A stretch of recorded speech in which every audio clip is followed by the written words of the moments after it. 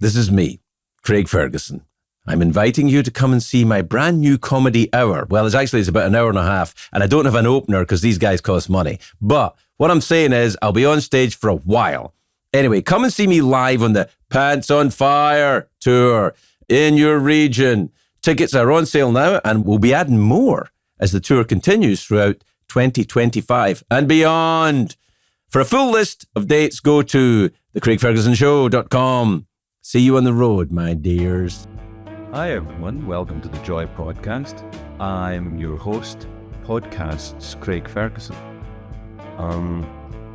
Coming to you today, any of you who are regulars on this journey that I'm on will know that, or have followed the podcast recently, will know that I've been very, very busy. I've been all over the world. I have not been able to book guests because I don't like doing the Zooms, and I don't like doing the Zooms, and although we'll do them occasionally, but I spend so much of my life having meetings on Zooms and stuff like that, so I don't really like doing a podcast on the Zoom. So until I can do a in-person podcast again, what I've been doing is accepting tweets and emails, and this again today is tweets and emails segment of the podcast. In the podcast, when it's the tweets and emails, you tweet me questions in the form of an email or I don't think tweets exist anymore, a Twix, I think we're called now, or you can post it on the social medias, on the stuff, and I think the CraigFergusonShow.com is where you can go. Anyway, look, you ask me a question, and I'll answer the question to the best of my abilities. Basically, the podcast is, you're the guest on the podcast, and you're sort of interviewing me because you're asking the questions, but at the same time, I'm sort of interviewing you because you're on my podcast. Anyway, that's what it is. And so today, in the podcast, I don't know if you can tell out the window here, it's nighttime here in Dallas, Texas. I'm in Dallas, Texas because of the job that I'm working on. And it's nighttime here because tomorrow morning, last week I was in Los Angeles, a week before that I was in London, a week before that I was in New York. Anyway, I'm in Dallas, Texas today, or tonight. As you can see, really like cowboys and, hats and oil and stuff. I'm having a lovely time, but I'm very busy. And next week I'll be, I think, in Phoenix, Arizona. I don't know. I'm very busy, and so I want to just keep in touch. So let's start with your questions. Dallas, Texas, by the way, what a town. I had a day off today, actually. And I got a little tattoo. I got a little additional cactus. Got a little cactus there? Looks like some. I look forward to your supportive things telling me what it really looks like. But it was passive aggressive, wasn't it? It's a theme with me these days, apparently. Anyway, let me look at I've got my computer here. This is a computer. And I've got your emails and tweets. This is from Ahmed El Talib. He says, are you a hat guy? I used to wear a trilby because I love Leonard Cohen. That's no reason to wear a trilby. I also love Leonard Cohen. I'd never wear a trilby. Leonard Cohen is a genius. Canadian, French Canadian. Genius, dark, twisted, but also beautiful and poetic. Just a lovely writer of song and lyrics. Leonard Cohen's lyrics, fantastic. I don't think I'm the first person to say that, but as much as I admire Leonard Cohen, I wouldn't wear a trilby because there's only one person that ever really gets away with wearing it. Two people that get away with wearing a trilby. Leonard Cohen and a little monkey. Little monkeys can wear trilbies because they look adorable in them. But that's about it. And unless you're a little monkey, and I suspect you're not with your sending emails and stuff, because I've never had, as clever as monkeys are, I do not believe that they could. It's an interesting proposition, actually. I do not believe a monkey could use a computer to send out a tweet or an email. You know, when they say that thing, 400 monkeys working for 200 years or something would be able to write Shakespeare's Hamlet. That's insane. Like, one monkey can't work a typewriter, or was it one monkey using a typewriter for, I don't know, whatever it is. Anyway, it's nonsense. This is just utter nonsense. But life is full of utter nonsense, but not here in Texas, where I'm enjoying myself. So he says, Ahmed said, I used to wear a trilby because I love Leonard Cohen. Is that light going weird, or am I having a stroke? Whatever it is. We'll keep going and we'll find out. It's the light, isn't it? I don't know. Anyway, is it doing it every time I look away, or am I getting it? I don't know what it is. It's probably not even showing up on the computer. Anyway, and certainly if you're just listening to this, then you wouldn't have a clue what I'm talking about. But I suppose that's nothing new. So Ahmed asked, am I a hat guy? Because he used to wear a trilby because he loved Leonard Cohen, and I shamed him for that, and rightly so. And Ahmed says, I look nothing like Leonard Cohen, and my friends made fun of me, and I stopped wearing it. Well, that's a true friend. A true friend, if you wear a trilby, will mock you until you stop wearing the trilby. You mustn't wear trilbies, everybody. And I say that as your friend. That light is definitely flickering. That light's flickering, and it's kind of annoying me. But stay right there, and what I'm going to do is I'm going to go over there, and I think I'll turn it off, which it could get a little darker in here, but at my age, that's no bad thing. Hold on. So I'm going here, I'm turning up the light, and you know what? That's actually better, isn't it? I think we're getting to know each other a little better. I turned down the lights. At least it wouldn't be flickery anymore, and I can still read the screens because, they light up. Anyway, Leonard Cohen and trilbies. Now, am I a hat guy? That was Ahmed's original question, and the answer is, surprisingly, yes. Yes, I am a hat guy, but only recently. In fact, yesterday, I went to a store in Dallas, Texas called Wild Bill's. And in Wild Bill's, where the people are just, oh my goodness, the people in are so nice. And they were just so lovely in Wild Bill's. And I got myself a Stetson hat. I got a hat, and it got branded by Wild Bill's son or grandson, I'm not sure, John. He branded it, lovely man, he put a little cactus brand on my hat, and I like the cactus so much, I got a little extra cactus on my wrist. And I'll tell you the story about that in a minute. But he branded my hat, John. John's the son or grandson of the original Wild Bill, who started this Western wear store in Dallas. And Wild Bill was a bit of a legend. He was on the original Dallas TV show a few times, and I think he's been on Yellowstone. He's a lovely, and John, his son or grandson, I think son, is in the store, and he wears a 6-shooter on his hip. And I was like, wow, it's pretty text. But that never came up. Anyway, he said, do you want your hat branded? He didn't say it in that accent, but I have learned as a Scotsman, because everywhere in the world, if you're Scottish, thinks they can do, no matter where you go, people think that they can do your accent as well as you can. And then to show their friendliness to you, they will do your accent to you. Sometimes people do that. And I feel people in the South, Texas and other places, they suffer from the same thing. People think that they can do their accent. People come up and say, oh, you're from the South. Hodded leong dong dong dong, honey boo boo. But, or, if you're from Scotland, the old Shrek farty donkey. But I got my hat branded with a little cactus on it, and I was with my friend Katie Tunstall. Now, some of you may know Katie Tunstall from being a rock star. And it's interesting because Katie is a rock star, and sometimes when she behaves very well, I say, you're a rock star there, and she also is. Anyway, we got hats, and they got branded with a little cactus, and I said to John, hey, you know what, John? Brand me with the branding iron. Brand me with it. And he's like, no. I was like, yeah, come on, take that little branding iron, brand me in the ass. And he's like, no, I'm not doing it. And he wouldn't do it, and I'm grateful he didn't, because I was just pretending.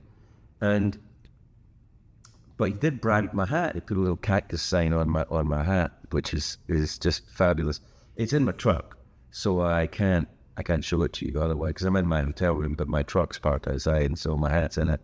It's a long story, but I thought I do like that cactus. And Katie and I were doing some work here in Texas, and we thought, oh, it'd be nice if maybe we'll get cactus tattoos while we're here, because she's got a few tattoos and I've got a few tattoos, and so we went to a tattoo store today, and oh man, I've forgotten the name of it. Jacob was the tattoo artist that did me, and I can't remember the name of the store, and I'm really sorry. But anyway, it was fabulous. Maybe I'll put it on the website or something later. Somebody will put it up, or we'll put it on the social media or something. But they were great. And Jacob gave me a little cactus tattoo, and Katie got a little cactus tattoo as well. Isn't that adorable? Because we're friends. Our cactus is different to mine. But I looked up the symbolism for cacti and the spiritual significance of them, and I liked it. I liked what it said. It was, it's about survival and resources and adaptability and strength and being able to, suck up a lot of water, I suppose, which I'm trying to do, because I'll get on to why in a minute. Oh, my goodness, excuse me. And so we got tattoos, and that's why, so I am a hat guy. That's what I was answering the question. I am a hat guy now, because I have a Stetson hat. So if you guys are looking for me in Texas, I'll be the one wearing the cowboy hat. Now you'll know, like, where's Craig? And then you'll see a guy wearing a cowboy hat, and you'll be like, oh, it's Craig.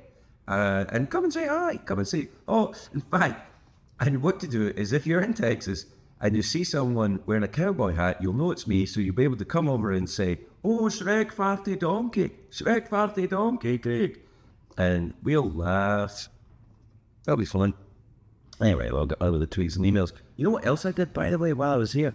I will get back to your tweets and emails, but I want to tell you about my trip to Texas a little bit. I went to the Texas State Fair, which is amazing.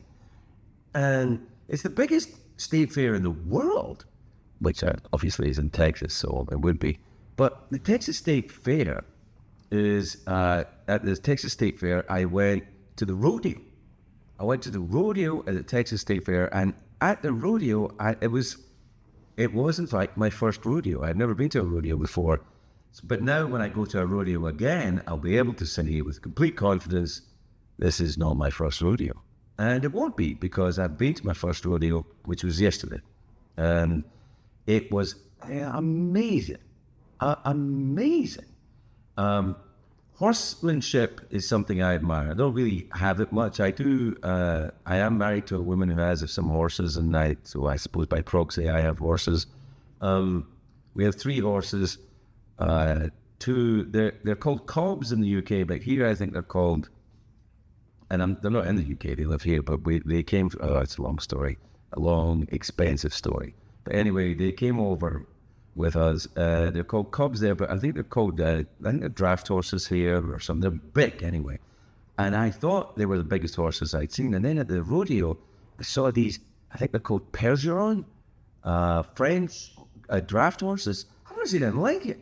It was like 18, 19 hands, these things. I mean, it's wither. So it's like its back, just at the back where its neck starts to go up. On a horse, like this is the back of the horse where the saddle goes, then its neck goes up. That's its withers right there. It was taller than my head. And I'm 6 foot. I used to be 6'2.5". Apparently, I'm 6'1.5" now, which it can only get worse. Soon, I'll be small. That's sobering thought. Anyway, so I went to the Texas State Fair, and I went to the rodeo, and I had a fantastic time. And so now when I go to a rodeo, I can say, this is not my first rodeo. And we'll laugh, and then I'll say, Shrek farty donkey. All right, now, let's see. This is from Tarek Mooney from Algeria. I've never been to Algeria. Tarek says, I'm probably your only Algerian fan. Okay. Thanks. Do the people not like me in Algeria? Or is just they don't know who I am? I suspect. Little column A, little column B. if they do know who I am, they don't like me. Except Tarek. Tarek's in this because he's my only Algerian fan, which is why I've never performed in Algeria, because I think it's probably more cost effective if Tarek just comes here if he wants to see me. Anyway, Tarek says, I'm probably oh yeah, he said that. I'm a psychologist who thinks Freud was a scam. Controversial. In Freud's anal stage theory, yes, that's real, you can check it. I heard about it, I know about Freud's anal stage theory. He claimed that if kids between 2 to 3 years old don't poop properly, they'll grow up stingy. Do you know any stingy celebrities? Well, I suppose I do know some stingy people. I don't know that it's fair to call out people for being stingy. I'm not a big believer in calling out people for anything, to be honest. It's so available to be public now that it's hard to avoid being public. So I think calling people out is kind of a bullshit move, really, I think. Unless they've committed a crime or something, and then maybe that's a bit more like it. But anyway, stingy people, yes, I do know that. But I feel it might be an imposition to ask, to try and check an already debunked theory anyway, that Freud, I think Freud was like trying to find his way. He was developing almost a new science, really. So mistakes were made. He was experimenting. Here's the thing, by the way, experiment. Now, you can look this up on the internet, because when I was on Sesame Street, for one episode, Elmo and I we tried to find the meaning of the word experiment. We talked about the word experiment, and in the experiment, we tried to see how many chickens it would take to carry me across a road. It was a whole thing. Anyway, the thing is, the word experiment, and in Freud's experimental stage at the early stages of psychoanalysis, he got some things wrong. Well, that's what experiments do. They give you information. I think people sometimes think people sometimes think that experiments are only work if you get the result you're looking for. But that's not the case at all. The scientific approach to an experiment is keep an open mind and go in and look at the data when you have it. So if you do an experiment and it doesn't work out, then or it doesn't work out the way you thought, then it's still a success because you got the information. The experiment's just getting the information. Now, I understand what you're saying, Tarek. You're saying, well, this is a theory. It's not an experiment. But it's a theoretical thing. Anyway, Tarek, stop being so mean to Freud. I think Freud takes a lot of hits, but the truth is, this was a guy who was trying to figure some stuff out, and some stuff he got right, some stuff he got wrong. How many sciences have you invented? Tarek. Now I say that, he may have invented a few. I don't know, Tarek and I don't know each other. He may have. Mike in Louisville, Kentucky, or to pronounce it correctly, people in Louisville know this, that if you're from Louisville, you don't pronounce it Louisville. If you say Louisville, people will know you're from out of town. So what you say is, that's how it's pronounced in Louisville. Anyway, so Mike and says, do you have any spiritual beliefs? I do. I do have spiritual beliefs. I'll tell you something about spirituality. For me, anyway. I mean, I think spirituality is a little bit like yoga or skin-tight underwear. It looks different on every different person. Do you know what I mean? Like, it tends to take the shape of the person that it's on. So whether it's yoga or skin-tight underwear or spiritual beliefs, it takes the shape of the individual, I think. And I have an evolving, questioning mind, I think. And spiritually, I feel without certainty. So I think about God and the universe and how we're all connected, and love and redemption and goodness and badness, I suppose, as well. I think about all these things and I try and make sense of it and try to feel a sense of connectedness to it, and try to look it out. And I read a lot of things, from the Upanishads to that big man that jumps in cold pools, what's his name, Tony Robbins, and I get limited results from different things that I look at, but I'm prepared to listen to anyone's idea of spirituality and beliefs. Do you have any spiritual beliefs, he asked me. Yeah, but I wonder if this forum is the best place to discuss them. I have an instinctive feeling it's probably not. I feel like it's better to discuss spiritual beliefs when there's another person in the room. What I mean by that is this.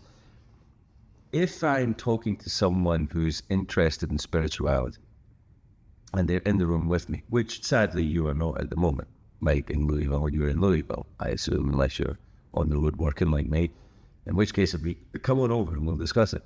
I think it's probably better to discuss spirituality when you have someone there who at least is another voice in the room. I think the danger of spirituality sometimes, certainly for me, is that if I'm too much in my own head, if I'm not hearing some kind of counter argument, or at least a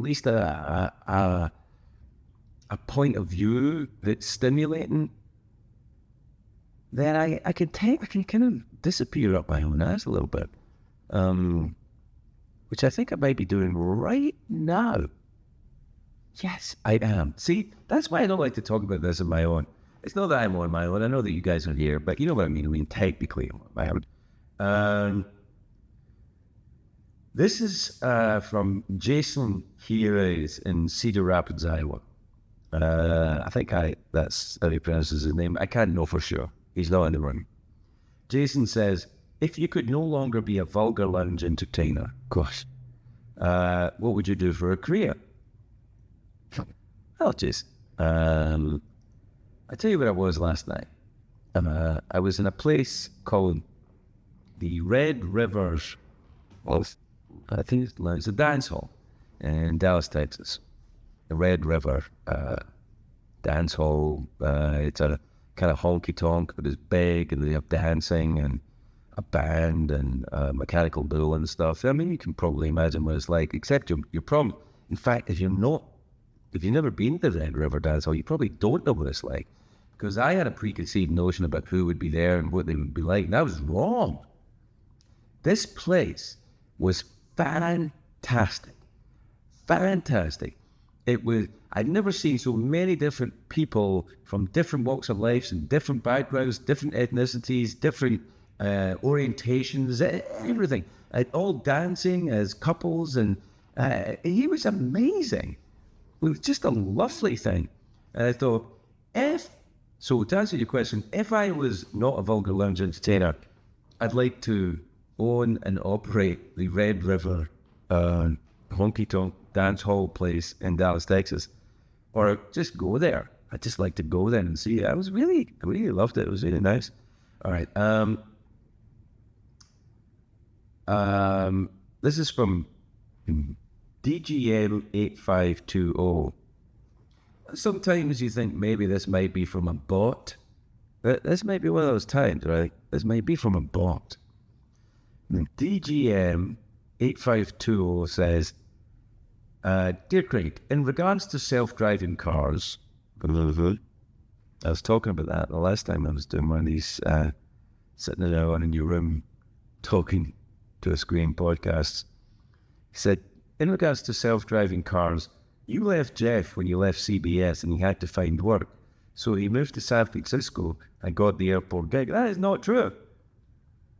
That is not true. And I'll tell you how I know it's not true. Because I didn't leave Geoff at CBS, DGM 8520, if that is your real name.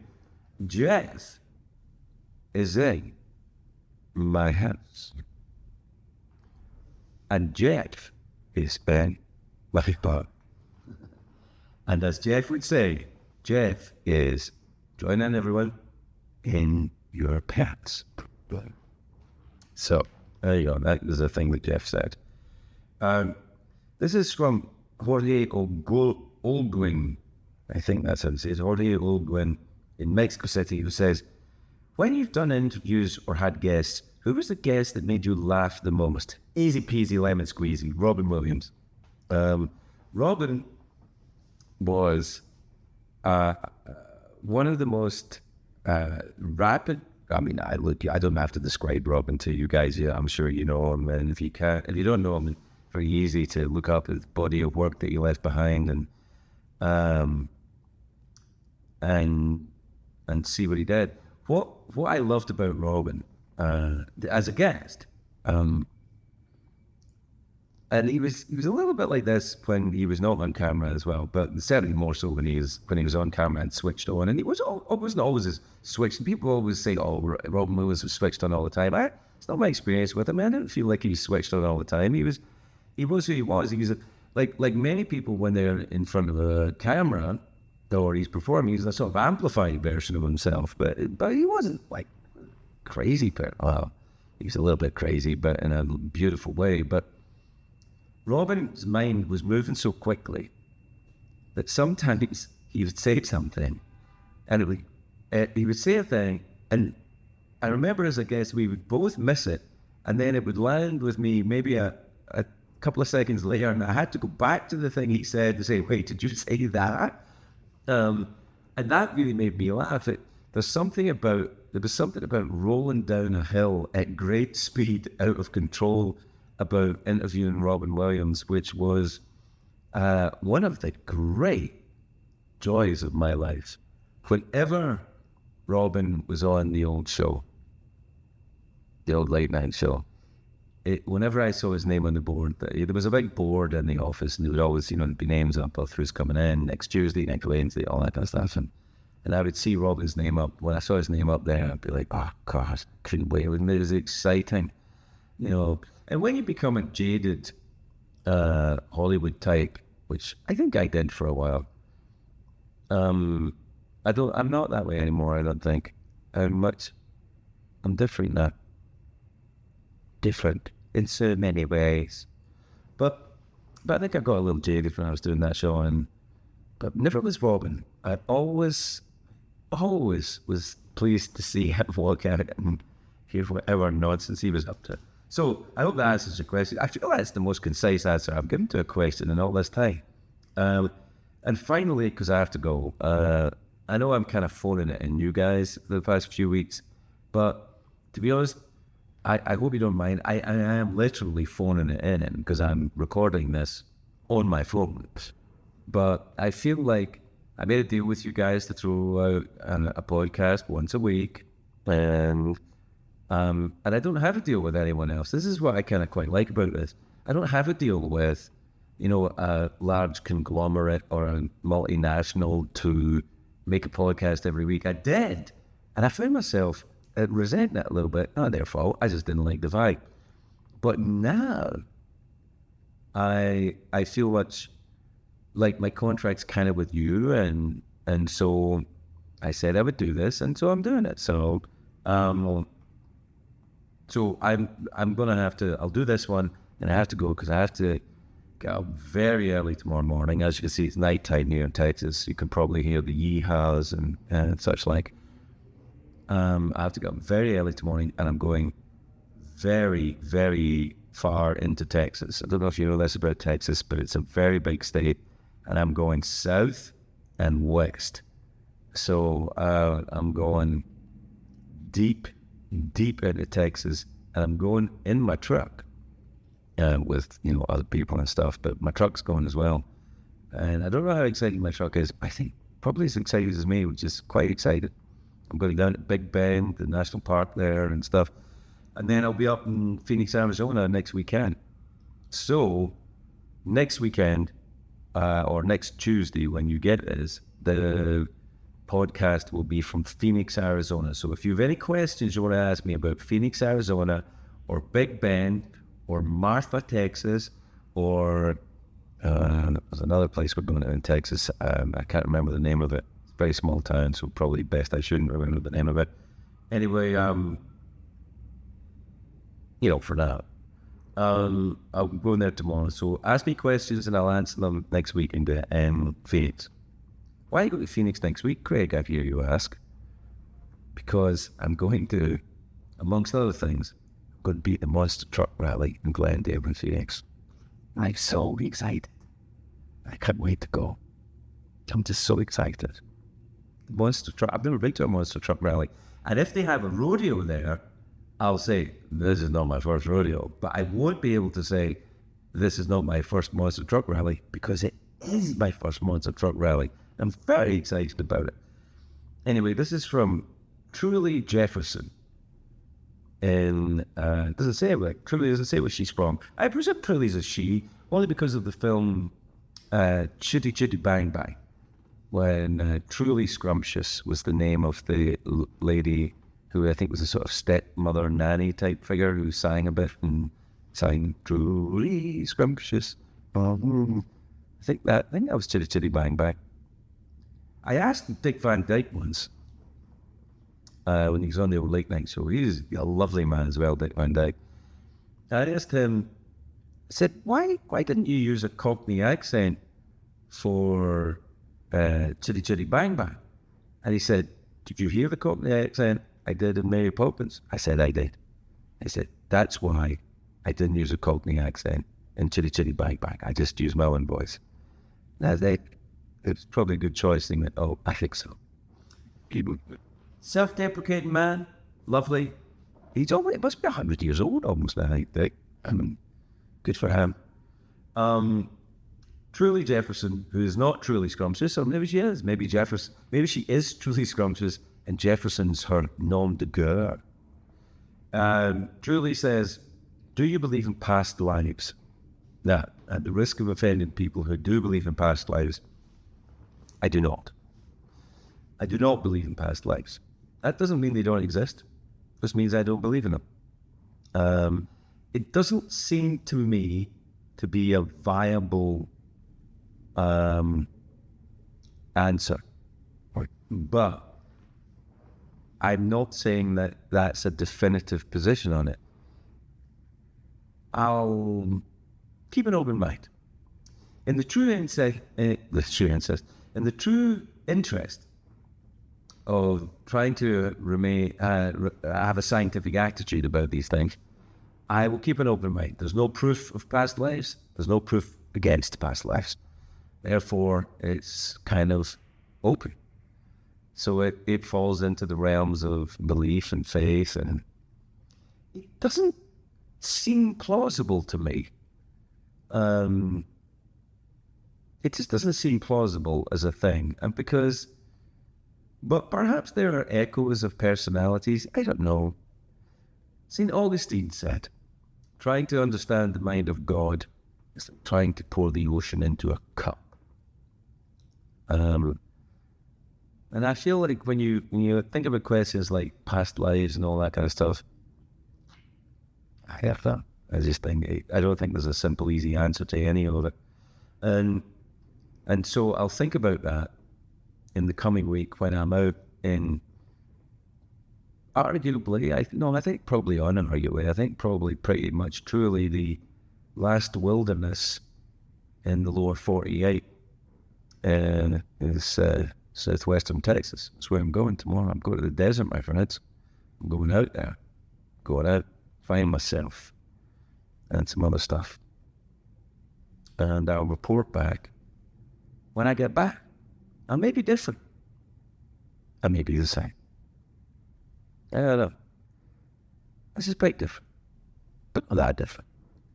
I may have another tattoo. I'll try not to get another tattoo in the desert. But I do like my little cactus. I hope you guys like it too. It's just a cute little guy. Look at him. And I got him underneath the sun. This was Katie Tunstall's idea. She said, I was like, well, where will I put my cactus? She said, put it under the sun. And the cactus will be under the sun. I was like, oh, that's good. And that's where I put it. Anyway, that's about it for this one, my dears. Sorry about the sound and light quality, but I'm literally phoning this thing in right now. I'll get back to a studio as soon as I can, I promise. Take care of yourselves, take care of each other. Talk to you soon. Bye.